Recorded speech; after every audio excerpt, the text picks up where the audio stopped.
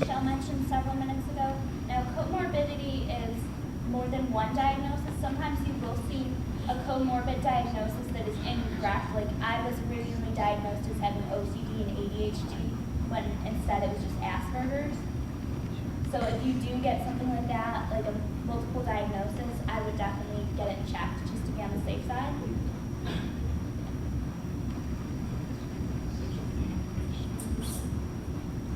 Sharon. I just want to commend you for being bold enough to do what you're doing today. It took a lot of guts to do this. Right. And we can give her a hand clap just to acknowledge that.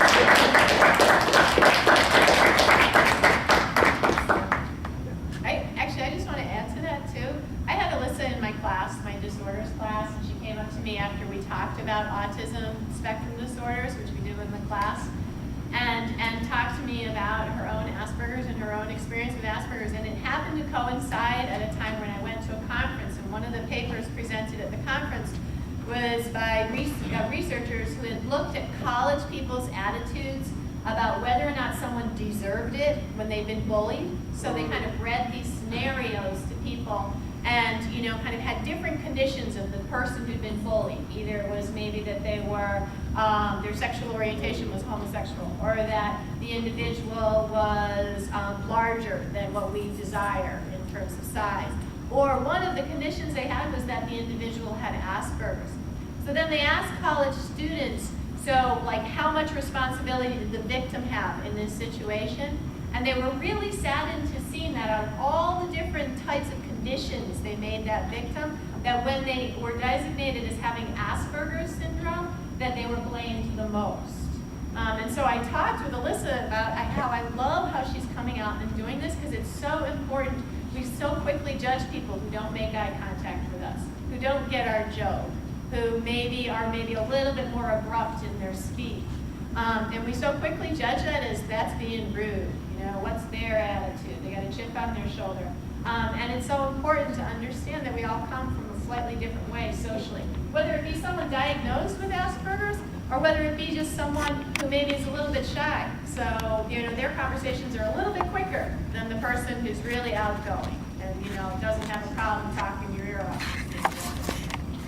So,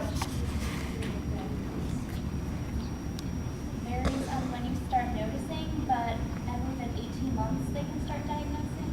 Yeah, there's a higher percentage of toddlers with, of course, different forms of autism. I don't know, but Asperger's sometimes, because it can be so subtle, isn't it? yeah. When you demand more from someone socially is usually the case. So you don't expect a 2-year-old or a 3-year-old to stay on topic or that sort of thing. So when they get a little bit older, and as Alyssa said, it's not uncommon for there to be kind of a first diagnosis of maybe ADD because it seems like they're not paying attention. It's not uncommon to be misdiagnosed with something called an auditory processing disorder, meaning they don't kind of understand language very well or able to process it. So there's a lot of misdiagnoses sometimes, but fortunately there's been a big awareness about autism, so a lot more pediatricians are being well trained, a lot more educators. In fact, it's now New York State law that if an educator comes into contact with any type of special education situation, that they have to be certified in some of the basics of autism. So there's been a lot of movement to trying to identify people earlier. Yeah, with the video with the family of 5, one of the children walked on their toes. Mm-hmm. Is that an individual characteristic, or would that be a symptom? That is fairly characteristic of autistic kids. It is autistic children and individuals on the spectrum, but more so autism, have some real sensory issues. And so walking, or what's called toe walking or walking on the toes, can be something that's fairly common. It's not that uncommon of just toddlers to walk on their toes and young children, but most of them level out on their feet around 3 or 4 years old, and then it's occasional they go on their toes, but it can persist for quite a long time with autistic kids.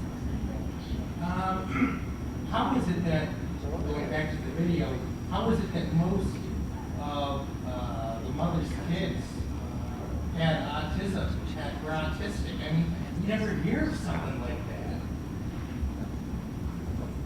It is a pretty pronounced case, to have that many children in one family. Autism, we're learning more and more about it, so I can't tell you like this is exactly what causes autism, but there certainly is a lot of evidence that there's a genetic component to autism. So that, unfortunately, they were told by, at that time, it was believed that genetics didn't play into it. So whether or not you had it in your family history didn't matter.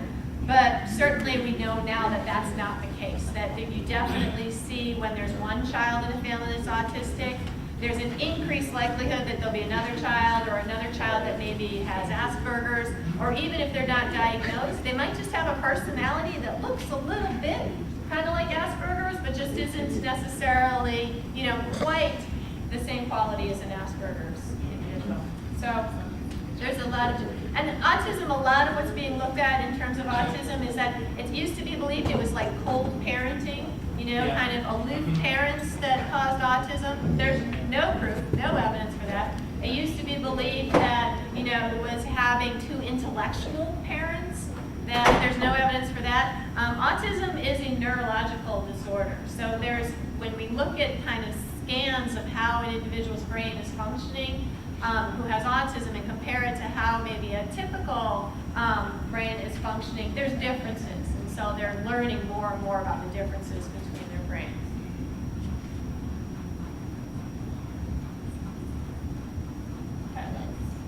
Is there something between, like, say, the relationship between male and female? Is there something that's like looked upon within their genetics that predict the likelihood of their children? They're looking at things like that. Certainly having anything in your own family history in terms of genetics increases the likelihood. So if you happen to pair up with someone who also has, you know, in their family history, then you're kind of even more increasing the likelihood. In terms of if there's like a relationship between certain genes, like you don't have any autism in your family, neither does your partner, but you have other stuff and they combine, there doesn't seem to be any evidence for that, like creating like a new disorder or anything like that. And actually, I'm glad you talked about man kind of pairing up with women. One of the biggest things to understand too is that someone on the autism spectrum, except for really severe autism, it is a myth that they do not want to be social to a degree. Except for very extreme, where being social is very overstimulating, very aversive in some cases. But, you know, an individual with Asperger's is going through the same kind of puberty interest in other people, you know, same interest in making friends to a degree. And it's maybe not remarkably different from the broad spectrum of the rest of the population. You know, you might know people who are super interested in having 1,000 friends, and another person who's content with 2 good friends, you know, and it's not necessarily any different from that. So it doesn't necessarily mean that you would have to have somebody who has those type of genetics in family history, not necessarily because it can just happen. It can, Right. yeah. Okay. Yeah. Because I don't know of any family history, in my family history or my family tree, and you know, but the incident that took place when my cousin was younger, which I remember like yesterday, was him all of a sudden just turning blue and pale and having lack of oxygen. And nobody knew that he was in the belly of his mom, that he lacked oxygen because the cord was inside actually the wrapped around. Oh, so in utero before he was born? Exactly. Okay. So Yeah. that's so when he was born, we lived in Gateway Commons, and then out of nowhere, my aunt just started screaming, and I remember he was blue and he was turning all these, you know, pale colors, and then when the ambulance came, he was fine. And then ever since there, as he started getting older, he had they diagnosed him with autism. And there's a lot of different theories, like I said, and one theory actually is any type of trauma during the birthing process. Not that that alone would be enough to cause autistic symptoms, but perhaps that in conjunction with maybe a little bit of genetic changes, plus, you know, some other stuff. So it certainly is not the case. I don't think they're ever going to find one thing causes autism. It's a whole bunch of factors working together, you know, can cause someone along the spectrum. And in terms of family, you know, it's autism, since it's a spectrum, I can talk forever about autism. Because it's a spectrum, it's hard to decide, well, where do you make that cutoff? Between, like, you know, you were talking about, you know, it was comforting to know that in the end, you know, you had a diagnosis. But what's to necessarily make it different from just calling someone a little bit quirky? You know, we kind of say that, you know? I mean, And they may never, so there's certainly people out there who, perhaps could be diagnosed with Asperger's, but aren't diagnosed with Asperger's because it's perhaps, they've muddled through and, at other times they may have been really disappointed that socially it wasn't working out as they want or whatever, but for whatever reason they never get identified. So it's hard, whenever you have a spectrum disorder, it's hard to draw that line about what's diagnosable and what's not. Does anyone have anything else? I know we're almost out of time here. Good job. Very good.